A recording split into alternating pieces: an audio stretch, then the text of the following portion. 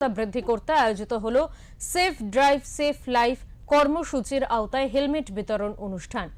Barrackpore police কমিশনারেটের অন্তর্গত Atpur traffic গার্ডের উদ্যোগে ইছাপুর স্টোর বাজার এলাকায় আয়োজিত হলো এই অনুষ্ঠান। শনিবার অনুষ্ঠিত হয় এই কর্মসূচিতে উপস্থিত ছিলেন ব্যারাকপুর পুলিশ কমিশনারেটের নগরপাল অমিত কুমার সিং, উত্তর উপনগরপাল অসীম খান, ট্রাফিক উপনগরপাল রাজনারায়ণ মুখার্জি, অতিরিক্ত উপনগরপাল নোয়াপাড়ার ডক্টর সৌরভ, ট্রাফিক উত্তর অতিরিক্ত উপনগরপাল রাজশ্রী শঙ্কর বণিক, নোয়াপাড়া থানার ভারপ্রাপ্ত পুলিশ আধিকারিক সোমনাথ দুবে এবং ট্রাফিক আধিকারিক সুরেশ্বর মণ্ডল সহ অন্যান্য বিশিষ্ট ব্যক্তিরা।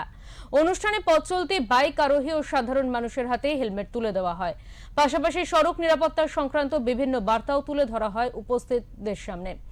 সংবাদ মাধ্যমের মুখোমুখি হয়ে নোয়াপাড়া কেন্দ্রের বিধায়ক অর্জুন সিং বলেন, প্রত্যেক মানুষেরই হেলমেট ব্যবহার করা উচিত, শুধু নিজের সুরক্ষার জন্য নয়, পরিবারের সদস্যদের নিরাপত্তার কথাও ভাবতে হবে। বিশেষ করে যেসব শিশুরা মোটর বাইকে যাতায়াত করে তাদের পরিবারের উচিত নিজেদের মাথার সঙ্গে শিশুদের মাথাতেও হেলমেট পরানো।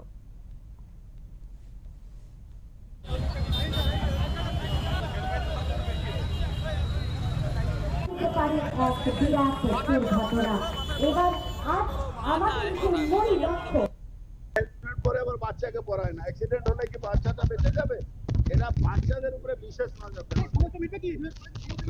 সমস্যা মিটুক না মিটুক, জাগরণ তো আসবে, একদিনে তো কোনো সমস্যা মিটে না। নজরদারি তো করা উচিত আছে। নজরদারি যারা ট্রাফিক আছে লোকাল ওই জায়গায় তো কাজ করে, এটা তো লিমিটেড 3 বছর ধরে তো ট্রান্সফার হয়, ওই জায়গা করলেই ভালো। না না, হেলমেট পরলে কিছু প্রোটেকশন হয় না এরকম কথা না, প্রোটেকশন পরানো উচিত। আমি বলছি যারা পাচ্ছে না তারা আমাদের সঙ্গে যোগাযোগ করুক, আমরা দিয়ে দেবো। এবার আজ